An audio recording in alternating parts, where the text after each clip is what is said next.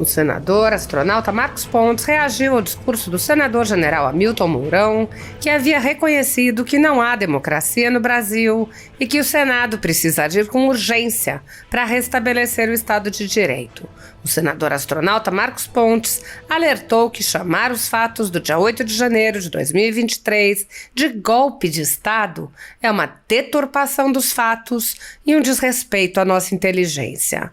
O senador explicou que um golpe de Estado envolve a deposição de um governo legítimo por meio de violência organizada e o controle efetivo de instituições centrais do poder, como as Forças Armadas, a polícia e os meios de comunicação.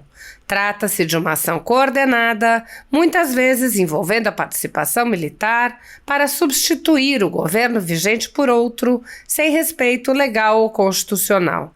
Ele mostrou que nada disso ocorreu no dia 8 de janeiro e apontou o ridículo de se acusar cidadãos que se manifestavam pacificamente e que não teriam qualquer condição de tentar um golpe.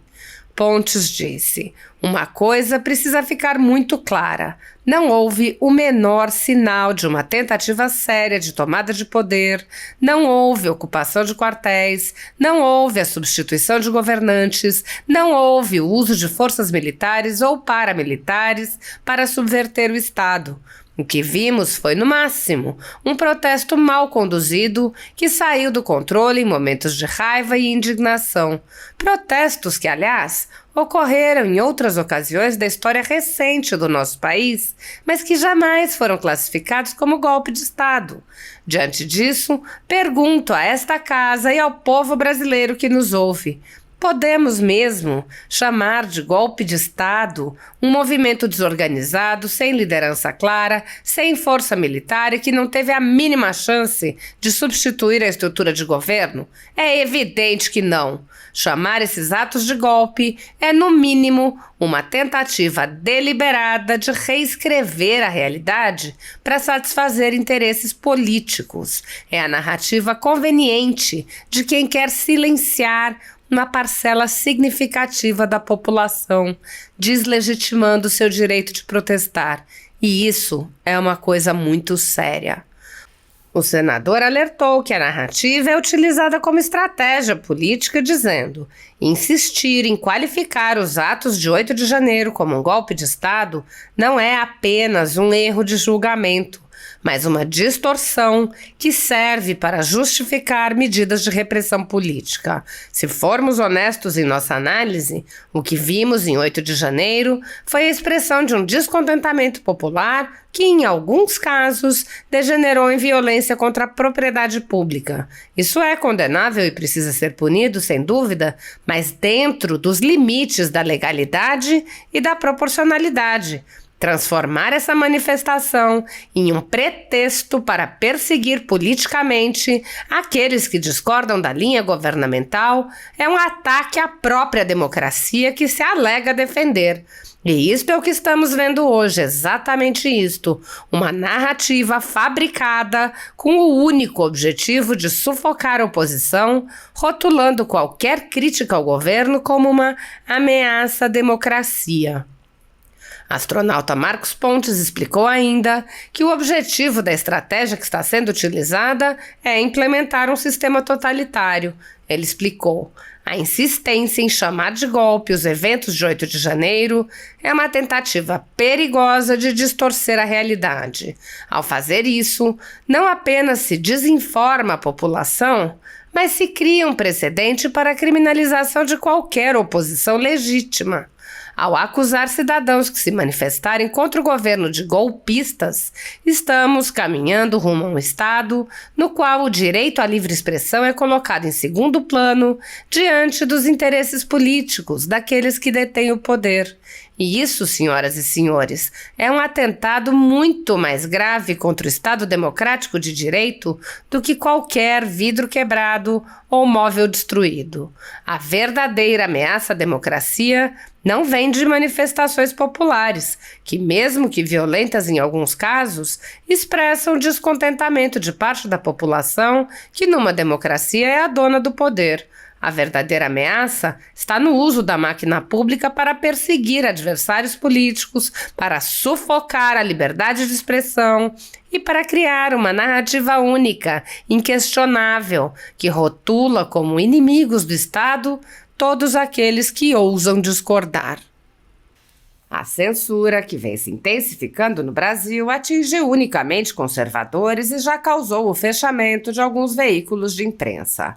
Mas a perseguição não se limita à censura e inclui muitas outras medidas, inclusive prisões políticas, devassas, buscas e apreensões, de reputações, entre outras. Grupos monopolísticos e cartéis que se associam com o intuito de barrar informações contrárias ou inconvenientes, atuam em conluio com a finalidade de aniquilar qualquer mídia independente, eliminando o contraditório e a possibilidade de um debate público amplo, honesto, abrangendo todos os feixes e singularidades dos mais diversos espectros políticos. Controlando as informações, o cartel midiático brasileiro tenta excluir do debate e, em última instância, da vida pública, os conservadores e os veículos que dão voz a essas pessoas. A Folha Política tem sua receita confiscada por uma canetada do ministro Luiz Felipe Salomão, ex-corregedor do TSE, com o aplauso e o respaldo dos ministros Luiz Roberto Barroso, Alexandre de Moraes e Edson Fachin.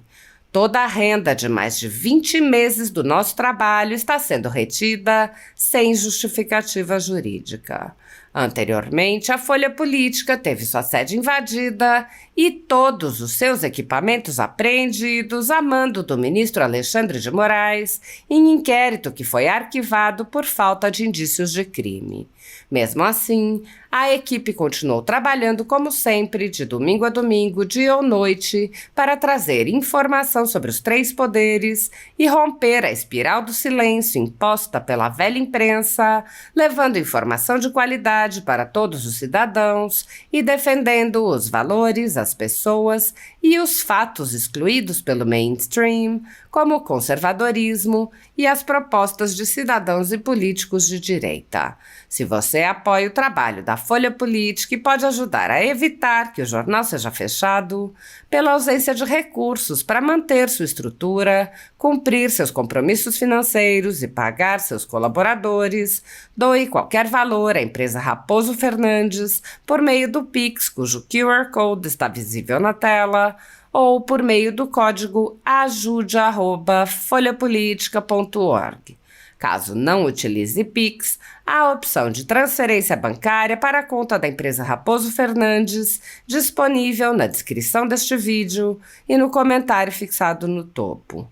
A Folha Política atua quebrando barreiras do monopólio da informação há mais de 10 anos e, com sua ajuda, poderá se manter firme e continuar a exercer o seu trabalho. Pix ajude@folhapolitica.org. Assista. Ok, boa tarde a todos.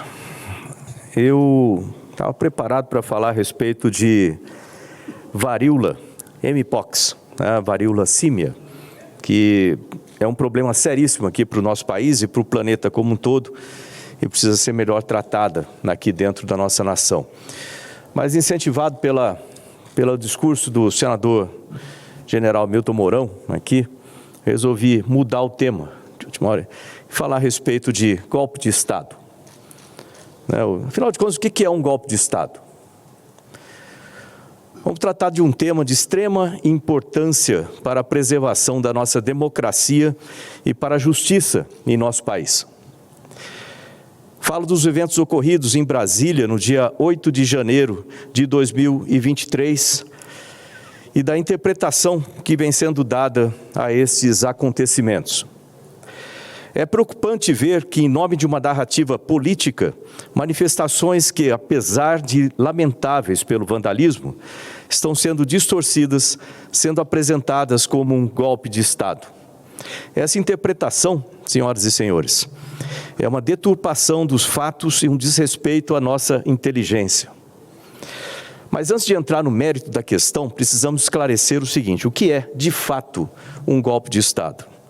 Golpe de Estado, na acepção correta do termo, envolve a deposição de um governo legítimo por meio de violência organizada e o controle efetivo de instituições centrais do poder, como as Forças Armadas, a polícia e os meios de comunicação. Trata-se de uma ação coordenada, muitas vezes envolvendo a participação militar para substituir o governo vigente por outro, sem respeito legal ou constitucional. Exemplos de golpes de Estado ao longo da história são inegáveis. No Chile, em 1973, o então presidente Salvador Allende foi deposto por um golpe militar liderado por Augusto Pinochet, que resultou em uma violenta ditadura naquele país. Na Espanha, em 1936, Francisco Franco iniciou uma guerra civil após um golpe militar contra o governo republicano. Ambos esses exemplos envolvem o uso de força armada, o controle total do Estado e a eliminação do governo legitimamente constituído. Agora, senhoras e senhores, comparem esses eventos com o que aconteceu em Brasília no dia 8 de janeiro. O que vimos foram manifestações desorganizadas, sim, com atos de vandalismo lamentáveis que atingiram os nossos prédios públicos aqui na Esplanada. No entanto, uma coisa precisa ficar muito clara: não houve o menor sinal de uma tentativa séria de tomada de poder. Não houve a ocupação de quartéis, não houve a substituição de governantes, não houve o uso de forças militares ou paramilitares para subverter o Estado. O que vimos foi, no máximo, um protesto mal conduzido que saiu do controle em momentos de raiva e indignação. Protestos que, aliás, ocorreram em outras ocasiões da história recente do nosso país, mas que jamais foram classificados como golpe de Estado. Diante disso, pergunto a esta casa e ao povo brasileiro que nos ouve aí: podemos mesmo chamar de golpe de Estado um movimento desorganizado, sem liderança clara, sem força militar e que não teve a mínima chance de substituir a estrutura de governo? É evidente que não. Chamar esses atos de golpe é, no mínimo, uma tentativa deliberada de reescrever a realidade para satisfazer interesses políticos. É a narrativa conveniente de quem quer silenciar uma parcela significativa da população, deslegitimando seu direito de protestar, e isso é uma coisa muito séria. A verdade é que a nossa Constituição, em seu artigo 5, inciso 16º, assegura a todos os cidadãos o direito de se reunir pacificamente, sem armas, para expressar suas opiniões. E mesmo quando manifestações extrapolam os limites do aceitável e culminam em atos de vandalismo, isso deve ser tratado como questão criminal, não como tentativa de golpe. Há uma diferença abissal entre danificar o patrimônio público, algo que deve ser punido de acordo com a lei, e organizar um levante com o propósito de derrubar um governo. Insistir em qualificar os atos de 8 de janeiro como um golpe de Estado não é apenas um erro de julgamento, mas uma distorção que serve para justificar medidas de repressão política. Se formos honestos em nossa análise, o que vimos em 8 de janeiro foi a expressão de um descontentamento popular que, em alguns casos, degenerou em violência contra a propriedade pública. Isso é condenável e precisa ser punido, sem dúvida, mas dentro dos limites da legalidade e da proporcionalidade. Transformar essa manifestação em um pretexto para perseguir politicamente aqueles que discordam da linha governamental é um ataque à própria democracia que se alega defender. E isso é o que estamos vendo hoje, exatamente isso, uma narrativa fabricada com o único objetivo de sufocar a oposição, rotulando qualquer crítica ao governo como uma ameaça à democracia. Podemos chamar de eucracia. Há ainda uma grave questão jurídica em jogo. O Código Penal Brasileiro, no artigo 359-M, define que o golpe de Estado é uma tentativa deliberada de depor um governo legítimo por meio de violência ou grave ameaça.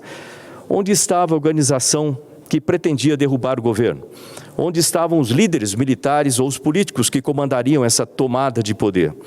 Não existe nos fatos qualquer indício de coordenação organizada ou um plano para assumir o controle das instituições governamentais. A verdade é que o que se viu em Brasília não passou de um protesto que lamentavelmente escapou do controle, mas que de forma alguma se enquadra na definição legal de golpe de Estado. A insistência em chamar de a insistência em chamar de golpe os eventos de 8 de janeiro é uma tentativa perigosa de distorcer a realidade. Ao fazer isso, não apenas se desinforma a população, mas se cria um precedente para a criminalização de qualquer oposição legítima. Ao acusar cidadãos de se manifestarem contra o governo de golpistas, estamos caminhando rumo a um Estado onde o direito à livre expressão é colocado em segundo plano diante dos interesses políticos daqueles que detêm o poder.